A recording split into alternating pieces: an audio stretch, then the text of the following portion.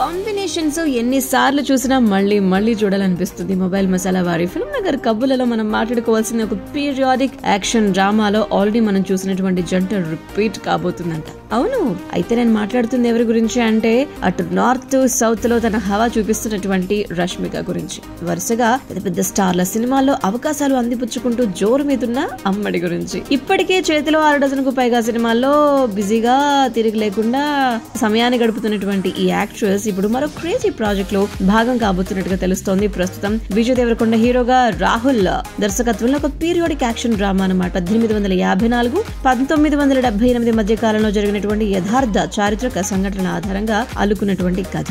అయితే ఈ సినిమాలో విజయ్ కు జోడీగా రష్మిక కనిపించబోతున్నారట. ఈ విషయమై ఇప్పటికే ఆమెతో సినిమా టీం వారు సంప్రదింపులు జరిపినట్టు, అయితే ఒఫీషియల్ గా రావాల్సినటువంటి ఇన్ఫర్మేషన్ ఇంకా రావాలి అని చెప్పి అంటున్నారు. విజయ్ రష్మిక ఇంతకు ముందు గీత గోవిందం, రియా కామ్రేడ్ సినిమాలో కలిసి నటించారు. అయితే ఇప్పుడు ఇది వాళ్లకు హ్యాట్రిక్ సినిమా అనమాట.